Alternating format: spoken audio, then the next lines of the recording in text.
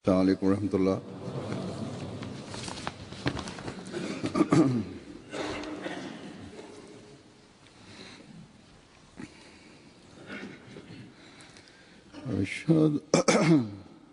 أشهد أن لا إله إلا الله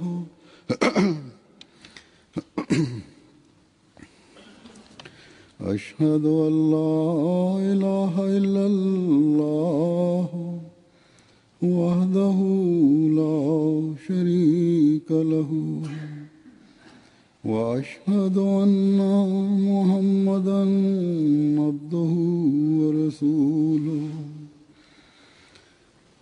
أما بعد فأعوذ بالله من الشيطان الرجيم بسم الله الرحمن الرحيم الحمد لله رب العالمين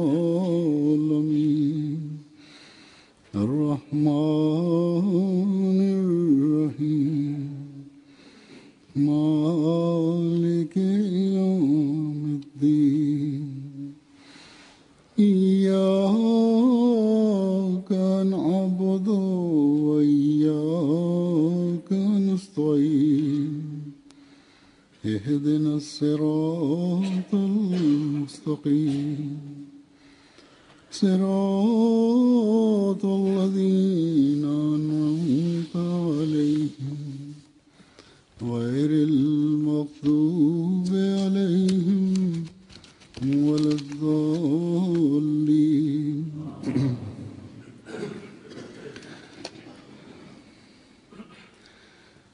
आज भी मैं उस पाक ग्रोह के चंद अफराद Ben bugün dahi o pak taifenin bazı kimselerin bazı rüyalarından bahsedeceğim. Yani Mesih Muhammed Aleyhisselatü Vesselam'ın zamanını bulmuş olan ve ahirine girmiş olan, ki bu ahirinler ilklerle birleştirilmişti.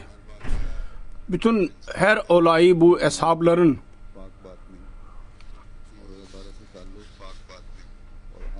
iç temizlikleri ve Allah-u Teala ile olan alakalarını ve Allah-u Teala Resulullah'a karşı sevgilerini nasıl gösteriyorsa aynı şekilde bu hadisenin her biri Mesih Muhammed Aleyhisselatü Vesselam'ın doğruluğunun bir kanıtıdır da.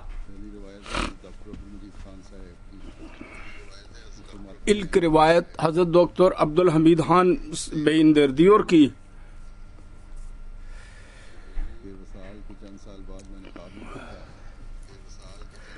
Hazreti Mesih Muhammed Aleyhisselatü Vesselam'ın ölümünden birkaç sene sonra ben rüya gördüm. Kendisi ve Resulullah sallallahu aleyhi ve sellem ve Hazreti Ömer radıyallahu anhu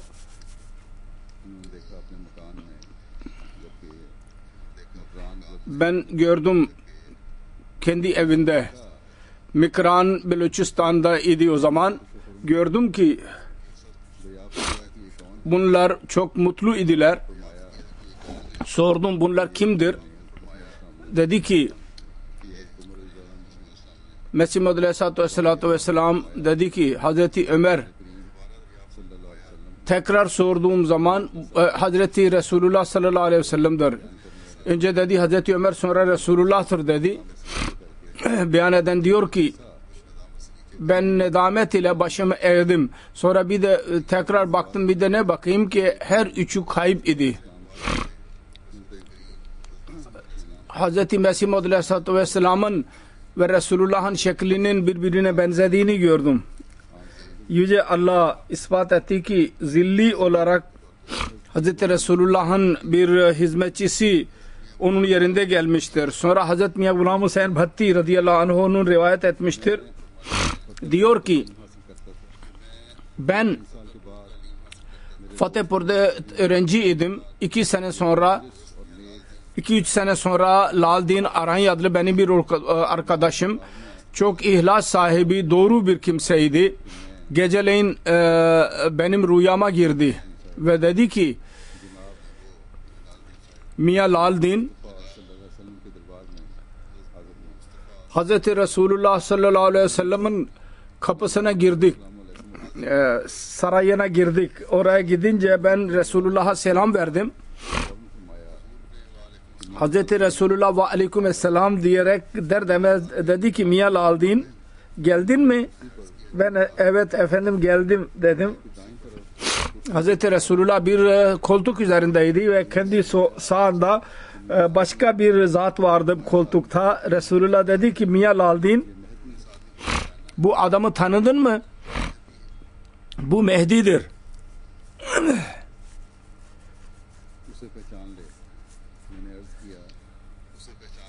Bunu tanı. Ben arz ettim. Efendim ben tanıdım şimdi dedim.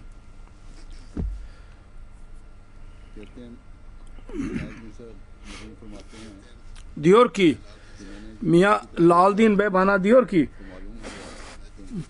ben Mehdi'ye baktığım zaman bir de ne öğreneyim ki onun çehresinden nur çıkıyor. Şu ağları. Ondan sonra ben uyandım. Bu rüyanın görmesi üzerine Mia Laldin Bey'in tabiatı Allah-u Teala'ya dönüştü ve çocuklarını namaz kılmalarına nasihat etmeye başladı. Kendisi de camiye giderdi. Herkes kendisinin divane olduğunu zannediyorlardı ve divaneliğinin ilacını, tedavisini yaparlardı. Mevlevi Sultan merhum büyük bir hekim idi.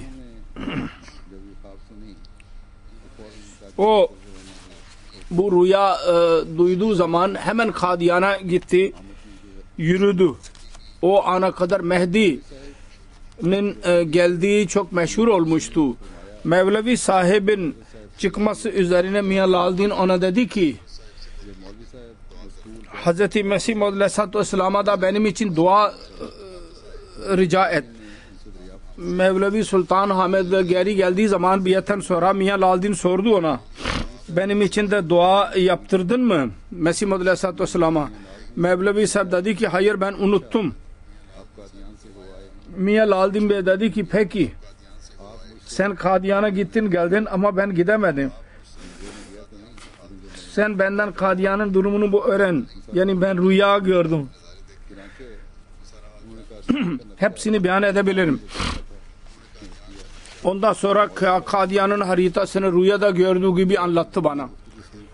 Mevlevi Bey hayret içinde kaldı. Mevlevi'nin dilinden bu her şeyi duyunca Kadiyan'ın olaylarını beyan ettiği zaman beyan eden diyor ki Munşi Karem İlahi Gardavar mal mahkemesinin bir görevlisidir.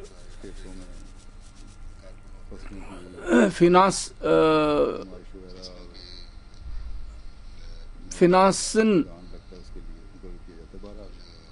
yani orada tarlada ne kadar para alınacak tarla sahibinden devlet tarafından onu tayin eder. Ona gerdaver derler. Diyor ki Munşi Karem İlahi Gardavar Mia Ramzan'dim, Mia Miana ve ben biyet mektupları yazdık. Burada ben beyan edeyim. Tercüme edenler diyorlar ki bazı şeyler biz anlayamıyoruz. Ondan sonra birkaç ay sonra Mia Laldin ve ben ve Mia Muhammed Yar ve Murad Bağban Bahçıvan adlı bir Murat adlı bir arkadaş vardı. Biz dördümüz Kadiyan'a gitmeye karar verdik. Yayan gittik ve Mia Çennu istasyonuna vardık geceleyin. Teheccüd namazını kıldık. Sonra ben rüyası anlattı. Mesih Maud Aleyhisselam diyor ki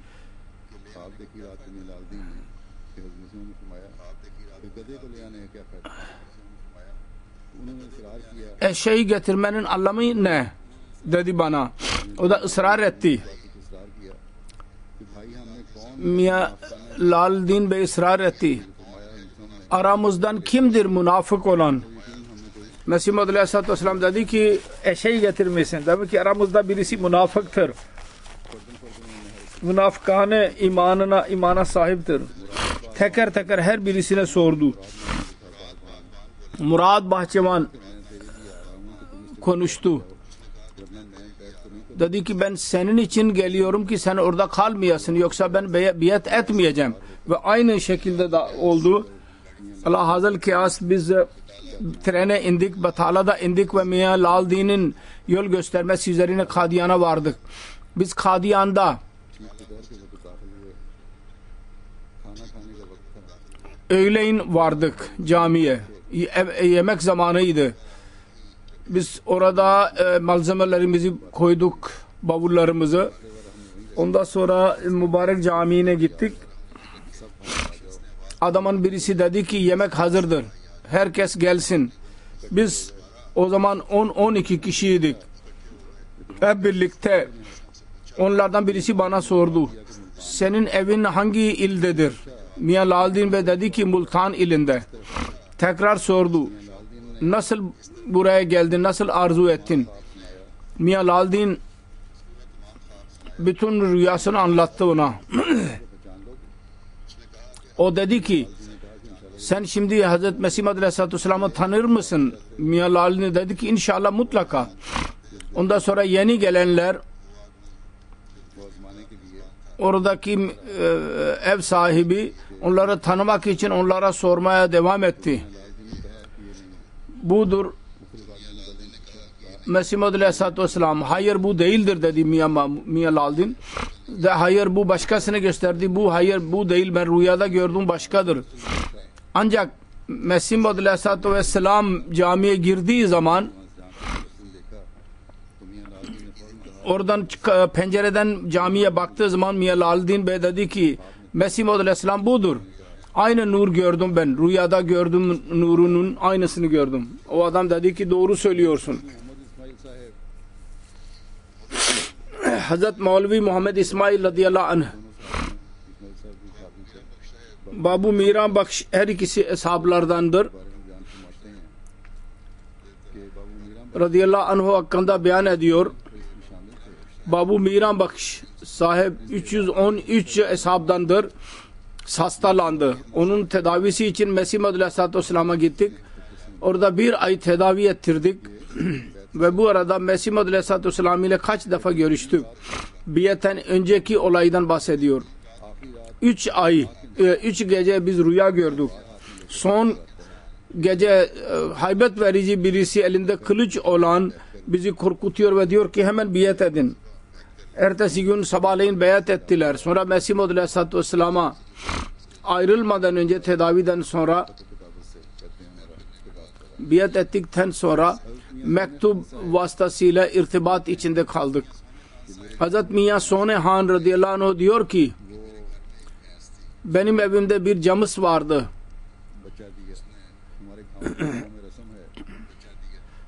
Bir bebek verdi, çocuk doğurdu. Bizim orada gelenek var köyde. İlk günün sütü yemek olarak hazırlanır, tatlı. Ve orada bir hanikah vardır, seyyid. Onun mezarına götürülür. Pir fakirlere tapanların alışkanlığı budur. Benim hanım da tatlı hazırladı. Ve benim amcama davet etti, babama da amcama. Onunla dediler ki biz yemeyeceğiz. Çünkü biyet etmişti, o kafir olmuştur. Onun için senin evinin yemeğini biz yemeyeceğiz, tatlısını. Benim hanım dedi ki ben davet ettim, onunla dediler ki biz yemeyeceğiz. O kafir oldu, ev sahibi. Aynı gece bir hekim geldiydi dışarıdan. Bizim amcamızın dostuydu. Geldi o görüşmeye. Ben tatlı verdim, bir kabak koydum ve verdim ona.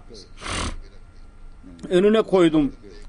O da hatim okuyarak okudu. Dua okuyarak. Ne olursa olsun dua ederek yedi. Sonunda Hekim Bey bana sordu. Sana ne öğretilmiştir biyet ettikten sonra? Mesih Aleyhisselatü Vesselam sana ne öğretmiştir? Ben arz ettim ki 5 vakit namaz kıl demiştir. Salavat oku ve beni doğru Mehdi kabul et. Bütün bunları bana söylemiştir. Hakim Bey dedi ki sormalıydın. Hangi duru şerif okumakla ve hangi ayeti Kur'an'ı okumakla Resulullah'ın ziyaret etmek mümkün? ve hangi salavatı siz okuyorsunuz alışkanlık olarak? Ben aynı gün Mesih Muhammed Aleyhisselatü Vesselam'a mektup yazdım. Hakim Bey'in sorularını yazdım. Ben çiştiyane birisiydim. Yani zikir Allahu zikrini çekerlerdi. La ilahe illallah çiştiler gibi. Ben onu yapardım. Ne kadar bilgim varsa ben onları okurdum. Ayrıca ne kadar vazife biliyorsam, zikri biliyorsam hepsini yazdım. Sonunda Mesih Muhammed Aleyhisselatü Vesselam'a yazdım. Mesih Muhammed Aleyhisselatü Vesselam'ın onun cevabını şöyle verdi. Benim zamanım Resulullah sallallahu aleyhi ve sellem'in ilk zamanı gibidir. Resulullah sallallahu aleyhi ve sellem'in ilk zamanı şimdi benim zamanımdır. Senin yazdıkların, zikirlerin hepsi boştur, günahtır.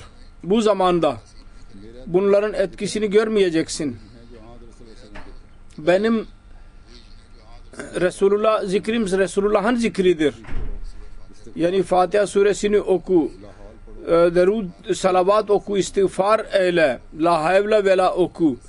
Bunlar feyiz verecekler. Ve buyurdu ki ben hep Resulullah'a okunan salavatları okuyorum, hadislerde bulunan. Ben hepsini ne inanıyorum. Onlara göre amel ediyorum. Sen bütün onları oku. Yalnız şart şudur ki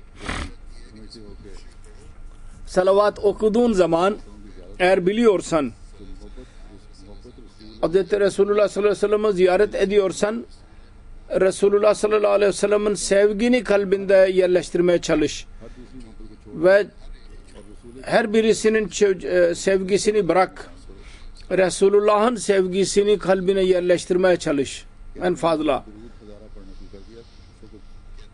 Diyor ki ben Durud Hazara okumaya başladım. Gayri Ahmedi'nin etkisi vardı daha. Durud Hazara okumaya başladım. Bu da bir Durud var, salavat vardır. Teheccüd zamanında 1000 defa okunur. Allahümme salli ala Muhammedin ve ala Ali Muhammedin'den sonra bazı kelimeler vardır. Her neyse bunu Durud Hazara diyorlar. Çünkü daha yeni Ahmedi'ydi. Bu Durud salavat okumaya başladım. Durud Hazara yani 1000 defa salavat teheccüd namazında oku. Bu demektir. Genellikle bu meşhurdur. Bu okunursa Resulullah'ın ziyareti insana nasip olur. Diyor ki ben okumaya başladım. Birkaç gün geçtiydi. Rüya ve hatta gözüm açık iken Resulullah teşrif buyurdu. Benim elimden tuttu. Beraber götürdü. Ve Resulullah sallallahu aleyhi ve sellem'in kapısına kadar gitti. Orada sıralar halinde insanlar vardı. Resulullah orada bir taht üzerindeydi. Biz arka yerlerde yer bulduk. Saflarda. Mirza Bey beni götürdü diyor. Mirza Bey yüksek sesle arz etti ki ey kainatın efendisi Muhammed Resulullah sallallahu aleyhi ve sellem biz son han hakkında güzel hazırlıklarda bulunduk. Resulullah buyurdu ki son han hakkında ne hazırladıysan biz onu kabul ettik. Burada hazır bulunsun. Bu rüya anlatıyor. Ve birkaç büyük zatı ben ziyaret ettim. Mirza Bey'den izin alarak beni geri getirdi. O meclisten rüyada. Ve benim evime kadar beni götürdü. Eski veliullahlar, büyük zatlar, Hazret Mirancı Seyyid Man Şerif rüyada, manevi rüyada bana dedi ki Mirza Bey ile benim aynı şekildeyiz. O Mehdi'dir ve ben de Mehdi'yim. Bir büyük zat, Kapurthala'da bir zat vardı. Rüyada onu gördüm. Kamil bir büyük zat idi. O Mehdi'dir, o İsa'dır dedi. Benim ve onun yüzümüz aynıdır. Rüya sana anlatıyor rüyalarını. Kırım dini ile Mirza Bey'in mahkemesi vardı. Duruşması. O bölgede, kaldığı bölgede, o köyde Ahmedi yoktu. Herkes diyordu ki Mirza Bey bu mahkemede hapse girecek. O zaman üzüntüye kapılarak Miyan Habibur Rahman Hacipur Vali'nin yanına gittim. Habibur Rahman Bey dedi ki hiç üzülme. salavat oku ve dua et. Ben çok salavat okumaya başladım. Elhamd-i Şerif okudum ve dua etmeye başladım. Birkaç gün sonra rüyada o bir oğlanın naaşını getirdi. Bir mendilin içinde idi. Getirdi ve benim yanıma koydu. Ben dedim ki bu nedir? O dedi ki bak, ben onun mendillerini çıkarmaya başladım. 6. mendili çıkardığım zaman üstünü, bu bir maymundur. Bu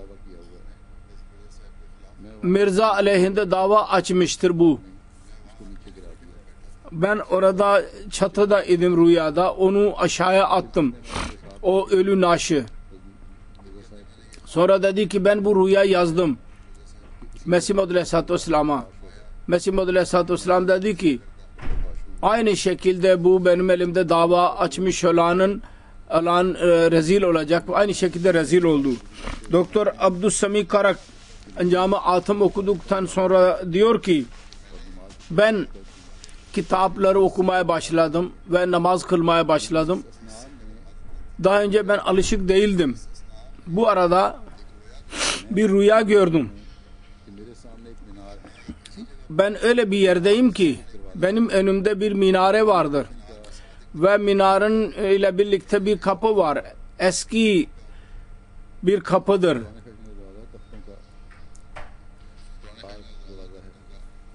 Tahtadan yapılmış. O kapıyı açarak içeri girmek istiyorum. Fakat açamıyorum. Ben onu ittiğim zaman sanki ben kapıyı açılır açılmaz içeri girdim. Ama düşmedim. Bir de ne göreyim ki orada büyük bahçeler vardır. Orada çiçekler var. Onların içinden geçerek ben zannediyorum ki tren Lahor'a gitmeye hazırdır ama elimde bilet yoktur. Rüyasını anlatıyor. Bu arada adamın birisi esmer olan bir bana diyor ki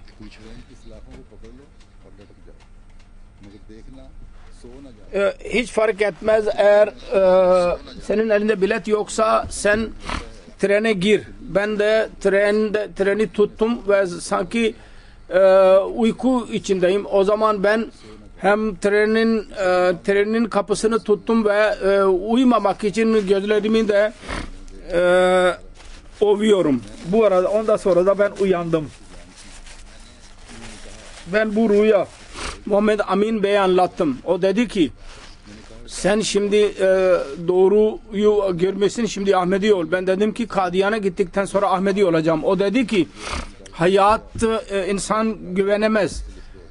Bilet çıkardı elinden. Kart yaz bunun üzerinde. Ben hemen bilet mektubunu yazdım. Muhammed Amin onu postaya vermek için gitti. 1907 senesinde oldu. Bu 2-3 gün sonra cevap aldım. Beyat kabul edilmiştir Mesih Maud Aleyhisselam tarafından. Ve yazılıydı. Allah-u Teala istikamet versin.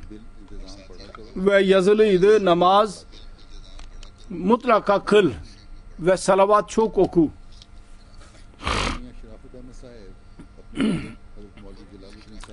Miya Şerafet Ahmet kendi babası Hazreti Mevlevi Celaluddin merhum radıyallahu anh hakkında yazıyor. Benim babam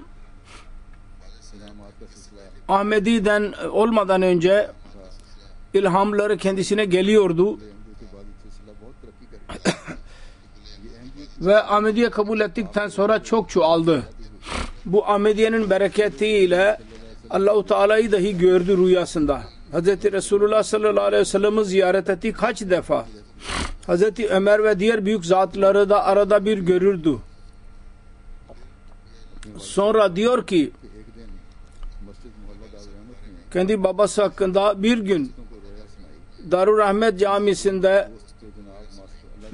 bazı arkadaşlara rüyasını anlattı. Onlardan birisi Master Allah Ditta merhum Gujarati idi. Beyan etti. Hz. Mesih Maud Aleyhisselatü Vesselam'ın bir sahabisi vardı.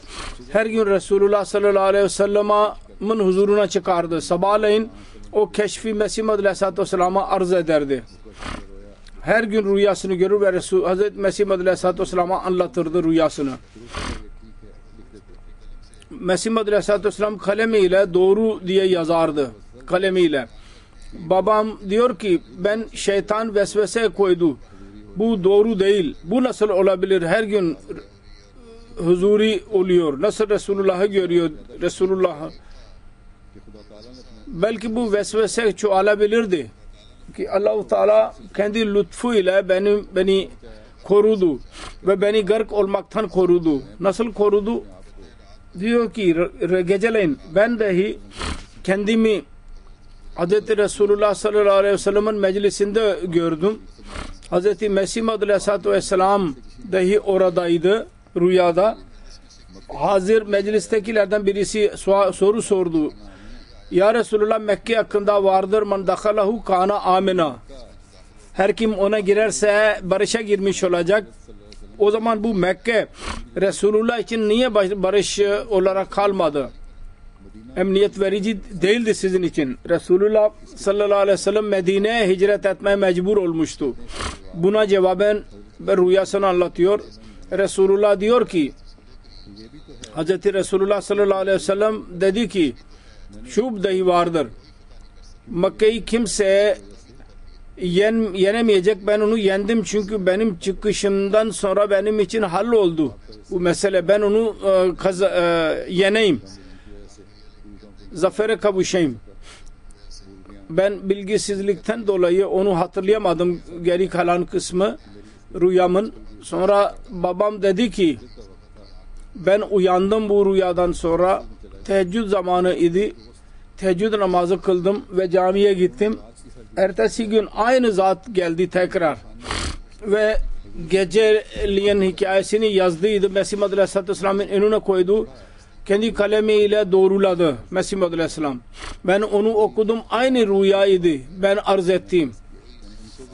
Aynı soru ve cevap vardı. Benim arz ettiğim. Ona da aynı rüya gördü. O zaten aynı rüya gördü. Böylece Allah-u Teala o zaman beni korudu ve beni helak olmaktan korudu. Bunun beyan ettiği rüyalar doğrudur. Yanlış değil. Böylece Hazret Mevlevi Fazıl-i radıyallahu anh beyan ediyor. 1892 senesinde biat etmiştir. Bu zat ben Amritsar Kazi Seyyid Amir Hüseyin'in yanına gitmekle Ahmediye cemaati hakkında bilgi edindim. Ben Mesih Maud Aleyhisselatü Vesselam'ın doğru hakkında Ramazan'ın son 10 gününde itikaf günlerinde çok dua ettim ve istihare okudum. Duada ricam şuydu: Ya Rabbi bana bilgi ver.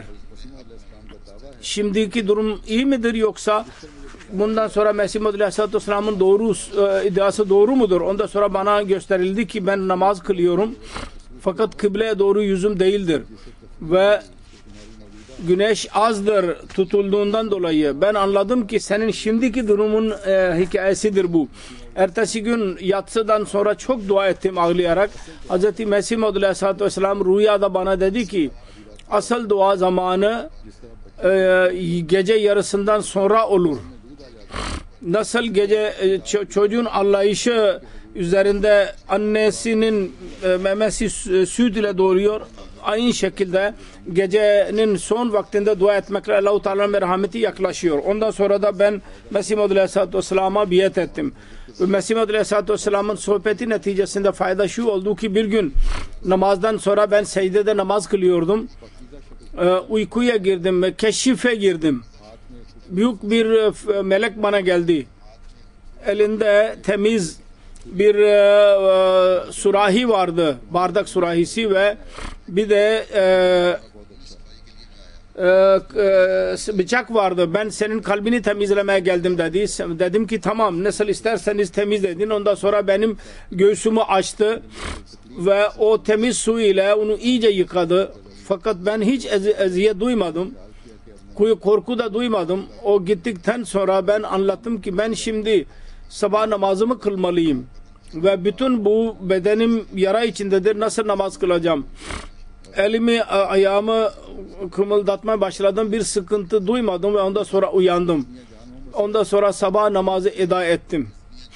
Hazreti Mian Can Muhammed radıyallahu anh beyan ediyor. Ben Allah-u Teala'nın lütfuyla çocukluğumdan beri Mesih Muhammed Aleyhisselatü Vesselam'a muhalefet etmedim. Çünkü bütün bu sözler duymama rağmen, çünkü benim yaşım 15-16 yaşındayken ben babamla birlikte Multan'a geldiydim karargaha. Benim babam orada bir tüccar yanında bir memur idi ve ben de işçilik yapardım.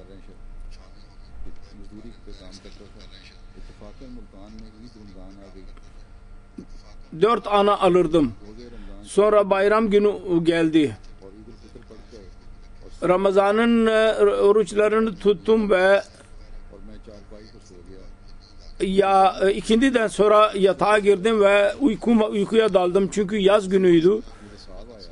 Sabaha kadar ben uyudum. Sabahleyin rüya gördüm. Ben rüya şöyledir ki ben kendi köyüme gittim, kasabama, ve biz orada birlikte, babamla birlikte bayram yerinde bayram kılmaya gidiyoruz. Fakat bizim köydeki bayram yerimiz köyden batısındadır ama rüyada benim gördüğüm manzarada doğu tarafta olduğunu gördüm ben bayram yerinin. Biz birlikte doğuya doğru gittik ve namazdan geri sonra eve geliyorduk. Yolda orada bir kum tepesi vardı. Orada bir taş vardı güzel. Ben üzerinde oturdum ve dedim ki bunu bir tarafa kımıldatayım.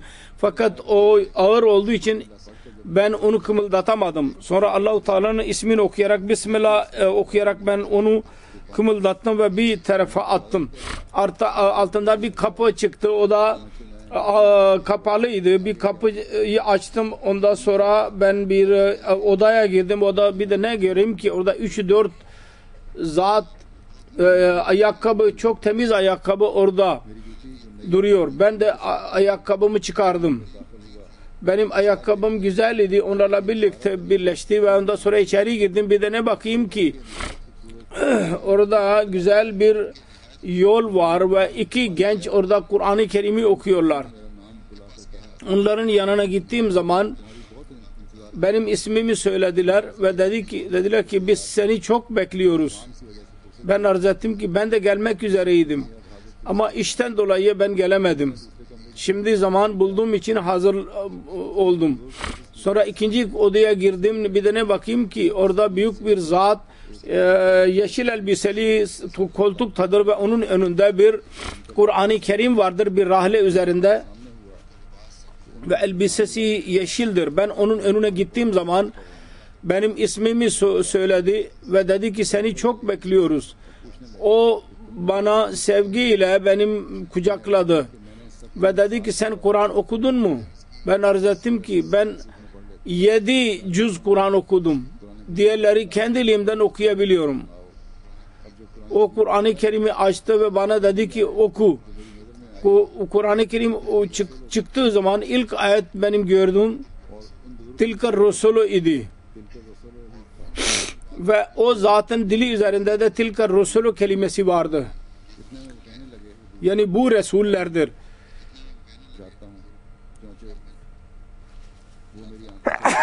Bundan sonra o zat dedi ki ben şimdi gidiyorum. Benim gözümden kayboldu. Ve ben hayret içinde kaldım. Kim bilir bu kim idi? Sonra öğrendim ki birisi diyor ki bu zat Hızır Aleyhisselam'dır. Hıdır. Ve çocuklar Hazreti İmam Hasan ve Hazreti İmam Hüseyin'dirler. Sonra uyandım.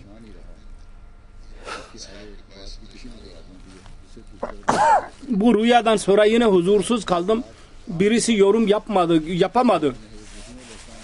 Her kime sorduysam. Ondan sonra 7-8 sene sonra ben Mesih Muhammed Aleyhisselatü Vesselam'ın eli üzerinde beyat ettiğim zaman rüyam gerçekleşti. Ve Hızır Aleyhisselam olarak rüyada gördüğüm zat Mesih Muhammed Aleyhisselatü Vesselam idi. Elhamdülillah ki ben aynı zatı gördüm rüyamda.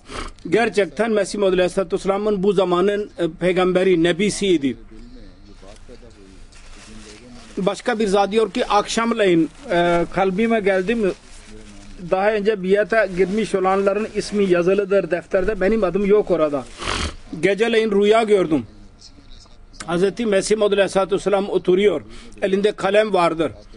Solunda defter var. Sordu, senin adın ne? Ve hangi işle çalışıyorsun? Ben dedim ki marangözüm. Muhammed'in adımdır. Öğleyin ben Mesih Maud Aleyhisselatü Vesselam'a rüyamı anlattım. Mesih Maud Aleyhisselam dedi ki senin ismin yazıldı. O zaman Mevlevi Abdülkerim dahi oradaydı, oturuyordu. Hazreti Mevlana Nuruddin dahi oradaydı. Mevlevi Muhammed Ali dahi oradaydı. Sonra Mevlevi Muhammed Ali dedi benim adım yoktur orada. Mesih Maud Aleyhisselatü Vesselam bir cevap vermedi. Hazreti Amir Khan diyor ki 1904 senesinde rüyada ben bir tarla gördüm. Bunun etrafında çok kuvvetli ağaçlar vardı. Eve girmek için bir tek kapı vardı ve o kapı o tarlada güzel tahıl vardı. Bir de orada bir dana orada onu yemek için duruyordu.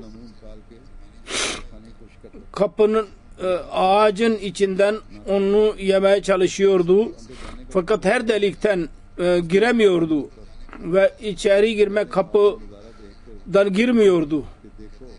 Bu rüyayı görünce anladım ki bakın bu kapı nasıl kapıdan girmeden kendi muradına ulaşamıyorsa aynı şekilde Allah-u Teala'ya ulaşmak için dahi Mesih Maud Aleyhisselatü Vesselam bir kapı mahiyetindedir. O birisi o kapıdan girmeyince Allah-u Teala'yı yakalamayacaktır. Çünkü bu zamanın imamı kendisini beyan etmiştir Allah-u Teala. Resulullah sallallahu aleyhi ve sellem'in bir kölesi olarak. Hazreti Amir Han diyor ki ben bir defa rüyamda Şeyh Hamid Ali Mesih Maud Aleyhisselatü Vesselam'ın eski hizmetçilerinden idi, onu gördüm. Bir Arabistan'ın kuru hurmalarını dağıtmak için orada duruyor. Misafirlere dağıtacak. Ama o örtülüdür, beyaz bir elbiseyle dağıtmaya başlayınca o hurma çok taptaze oldu ve bu Arap'ın kuru hurmalarıdır ama taptaze olarak size verilmiştir. Yani Allah-u Teala Mesih Maud Aleyhisselatü Vesselam vasıtasıyla İhya-i Nev yeniden canlandırmıştır İslam dinini.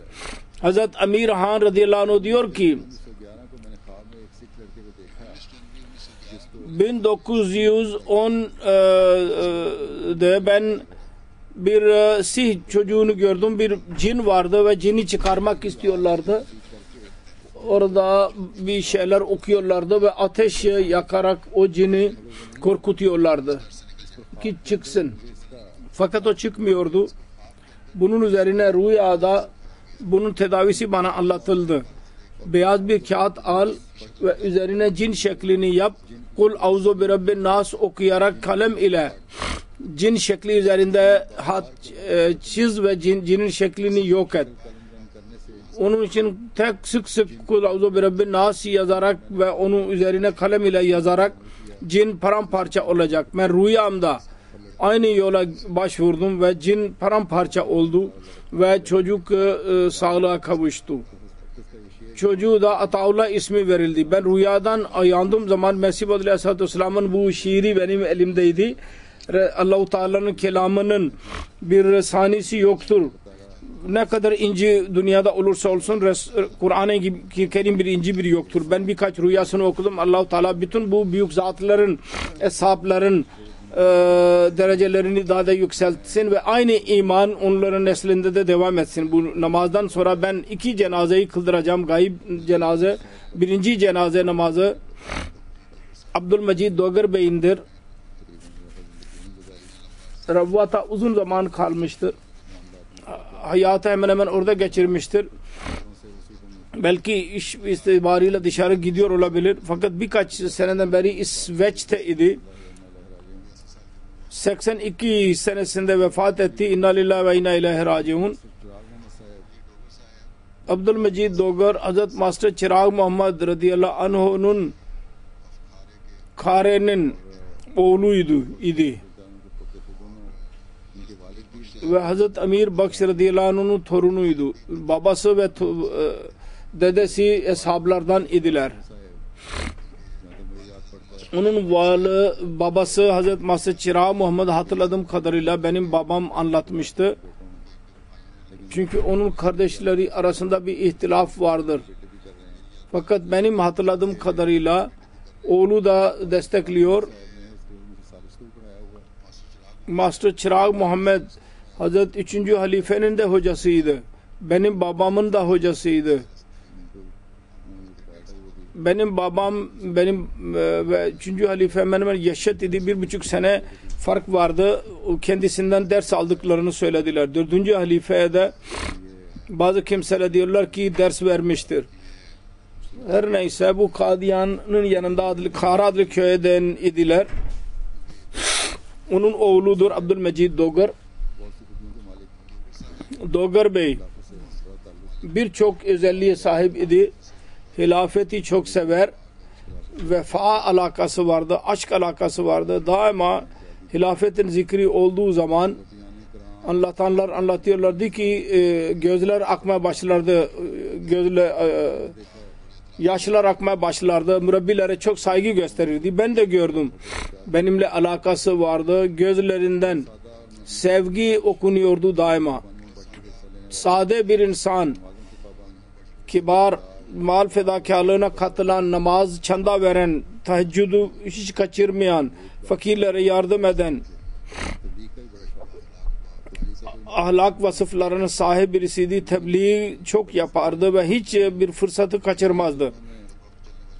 Ve takva sahibinin bir alameti budur.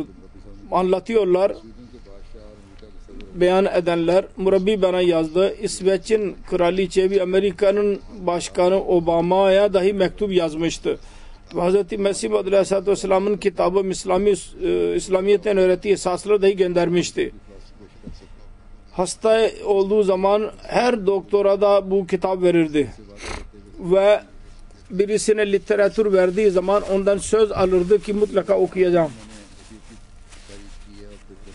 2005 senesinde ben ona vasiyet ettiğim zaman genel olarak o zaman vasiyet daha yapmamıştı. Benim söylemem üzerine vasiyet edin. Ve Dogarlar maşallah hali vakti yerinde olan insanlardır. Kardeşleri ve çocukları hepsi vasiyet etmeli. Ben hatırlamıyorum fakat kardeşleri oğulları anlattılar. Siz söylediniz. Dogarları bırakmayacağım. Hepsini vasiyet ettireceğim. Ondan sonra bütün ailesini biriktirdi ve vasiyet yaptı. Ve ondan sonra diyordu ki Allah bana çok lütufta bulundunuz ki bize bir vasiyet ettirdiniz.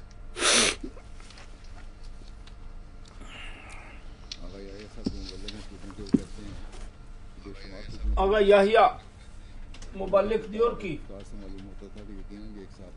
birçok özelliğe sahip idi. Konuşmasından anlaşılıyordu ki bir eshabinin çocuğudur. Tebliği çok sever. Hilafetin aşığıydı. Ve broşür dağıtmak için söyledim. Broşür daima yanında bulundururdu ki onu dağıtabilesin. Ve zaman hiç kaçırmazdı. Kütüphaneye giderdi. Orada kitaplar okurdu. Birkaç defa Murabbi diyor ki ben dedim çay için. Dedi ki ben artık emekliyim. Zamanımı geçiriyorum. Sizin zamanınızı niye kaybedeyim? Sizin zamanınız çok değerli olur. Allah-u Teala onun çocuklarına dahi aynı vefa ve biat sözünü yerine getirmeleri kendilerine nasip etsin ve merhumun derecelerini yükseltsin Allah-u Teala. Merhamet eylesin. Amin. İkinci cenaze Malik Şefik Ahmed, arkitekt, engineer, mühendis, yüksek mühendis. 6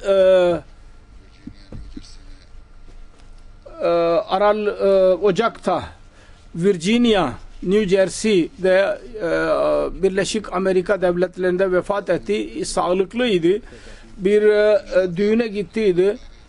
Oğluna dedik önce namaz kılalım. Abdest alarak dışarı çıktı. Kalp krizi geçirdi ve orada oğlu dahi oradaydı. Dışarı çıktı. Oradaki insanlar dediler ki ben kalp krizi geçirdim. Kaldırmak için gittiler.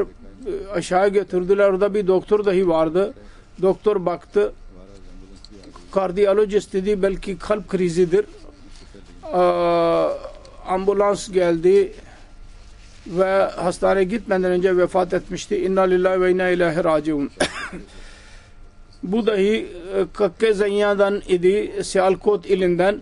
Bunun ailesi ve bunun dedesi Hazreti Mir Muhammed radıyallahu anh 1924 senesinde biat etmişti. Allah-u Teala'nın lütfuyla ondan sonra Ahmediye cemaatinde ihlas sahibi bir aileydi. Ve ondan sonra mühendislik yaptı 1968 senesinde. Oradan diploma aldıktan sonra Savunma Bakanlığı'nda görev yaptı. 4-5 sene Libya'da görev yaptı. Ondan sonra Lahore'da çalıştı. Ve oradan emekliye ayrıldıktan sonra Amerika Birleşik Devletleri'ne gitti. Fakat bu arada dahi cemaat bakımından çok hizmetlerde bulunmuştur. 4. hilafette tamirat, Daru Ziyafet Lacna'nın salonu, Mübarek Cami'nin genişletilmesi, Darul Kaza binası ve birçok yerde büyük rol oynamıştır. Beytül Futuh Camisi'nin 2001 senesinde 4. halife onu çağırmıştı buraya ve ondan istişare etmişti ve burada uzun müddet kalmıştı. Caminin yapımı zamanında. Bugünlerde Brazil misyonu o Guatemala'daki cami ve Trinidad Camisi'nin planı üzerinde çalışırdı ve vakıf ruhuyla çalışırdı. Vakıf değildi ama emekli ayrıldıktan sonra tamamen cemaat hizmetlerine vermişti.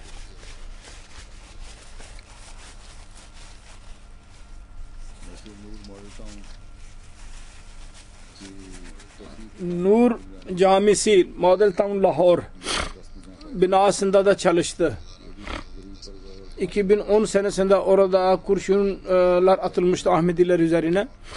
Bu cesur bir zatı da hemen lebbek derdi. Her iş için hazır bulunurdu.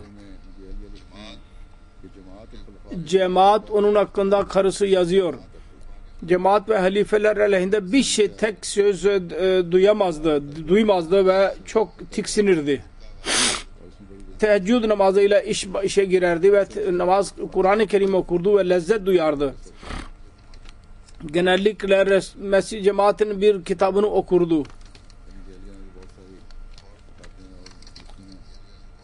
Karısı birçok şey bana yazmıştır. Şeyh Halid Bey bizim hayatını vakfetmiş Rabbata olan Ahmediye mühendislerin yönetimin genel sekreteri bana yazmıştır ve faile iş yaptı. Ve ben de birkaç iş yaptırdım Rabbata buna. Ne zaman istersek gelirdi. O zaman halbuki daha memur idi. Çaba sarf ederek her iş yapmıştır. Aynı şekilde Brazil Muballi ile birlikte çalışırdı bugünlerde. O da yazmıştır. Hayret verici bir şekilde vefa ile bu işi yapardı. Allah-u Teala kendi derecelerini yükseltsin. Amin. Ve neslini dahi hilafete bağlı kalmasını nasip etsin. Amin.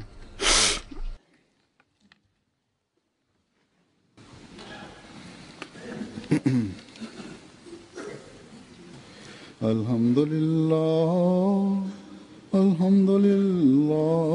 nahmaduhu ve nesta'inuhu ve nestağfiruhu ve nu'minu bihi ve netevekkalu aleyh ve na'udzu billahi min şururi enfusina ومن سيئات أعمالنا من يهده الله فلا مضل له ومن يضلله فلا هادي له ونشهد أن لا إله إلا الله ونشهد أن محمدا عبده ورسوله عباد الله رحمكم الله إن الله يأمر بالعدل والإحسان وإيتاء ذي القربى وينهى عن الفحشاء والمنكر والبغي يعظكم لعلكم تذكرون اذكروا الله يذكركم وادعوه يستجب لكم ولذكر الله أكبر.